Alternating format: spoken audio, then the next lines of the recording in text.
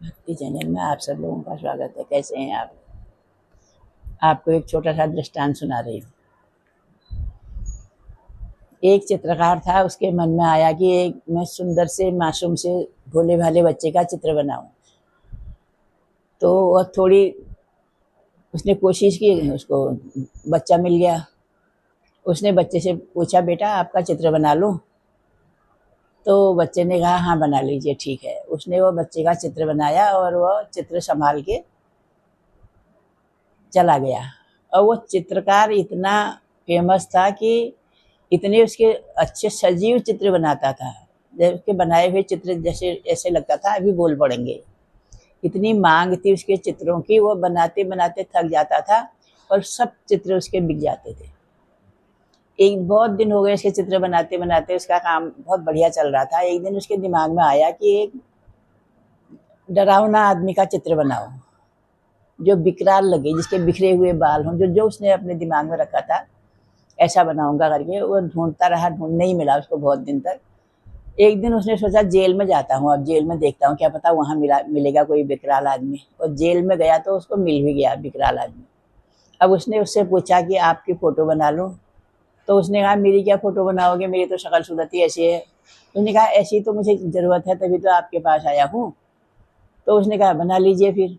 वो चित्रकार जो था, जैसे ही अपनी सामग्री निकालने के लिए तो उसने अपने उसमें हाथ डाला थैले में, उसमें से एक बच्चे की फ़ोटो नीचे गिर गई।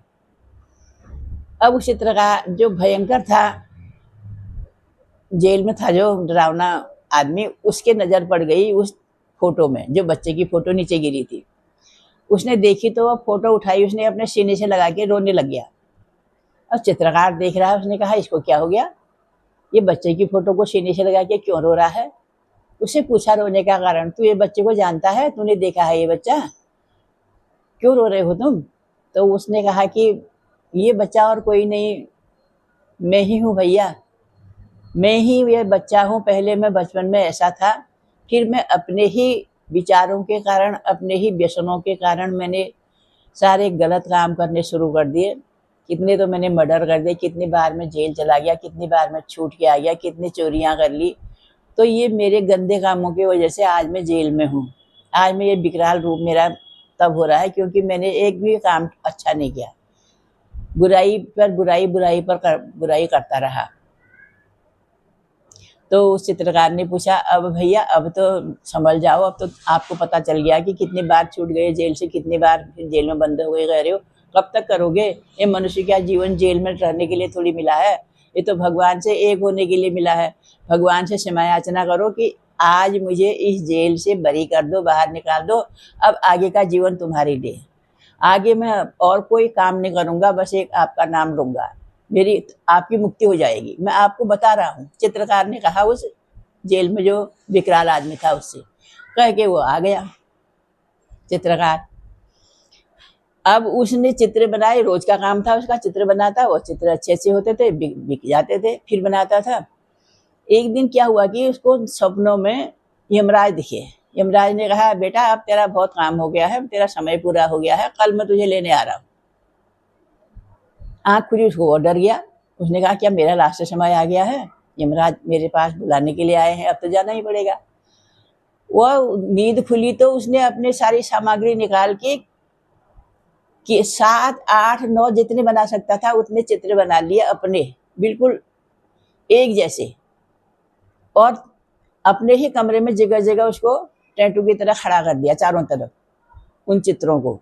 और चित्रों में कोई कमी बिल्कुल नहीं थी, ऐसे लग रहे थे अभी बोल जाएंगे, कहीं से कोई कम नहीं, कहीं से कोई बाकी नहीं, एक से थे।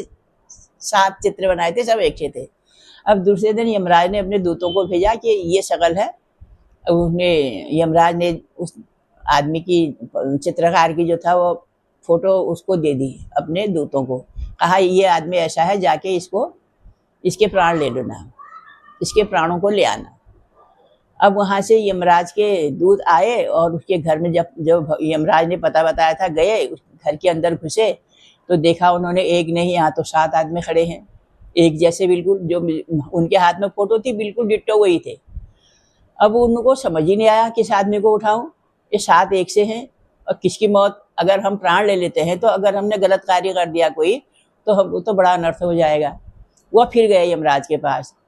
यमराज से पूछा, भैया वो तो 7 आदमी हैं कि वो 7 में से किसको लाएं, हमारे तो समझ में नहीं आ रहा, सब एक से हैं वो।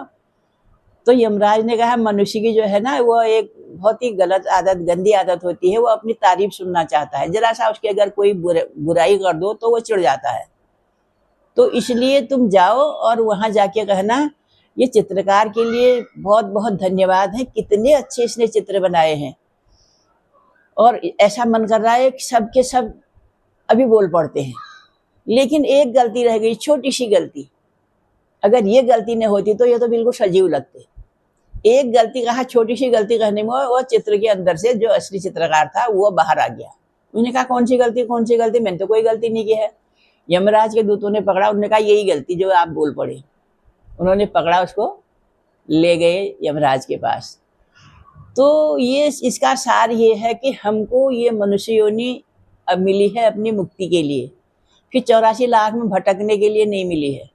84 लाख में भटकेंगे तो फिर 84 माओं के गर्भ में जाना पड़ेगा, फिर क्या पता कुकर सुकर क्या बनते हैं।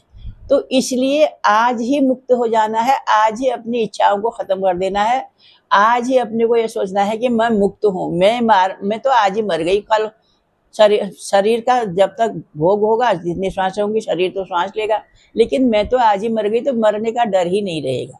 मैं मुक्त हूँ, मैं मुक्त हूँ कहो हर समय, मैं भगवान से मिलके एक हो गई हूँ, मैं भगवान से मिलके, भगवान को हमको मिलाना चाह रहे हैं। भगवान ने तो अपने जैसा बना के हमको भेजा है, तो हम कहाँ चूक जा रहे हैं, हमने अपनी चूक देखनी है। अब ये इंद्रियों से बाहर नहीं देखना है, अंदर देखना है।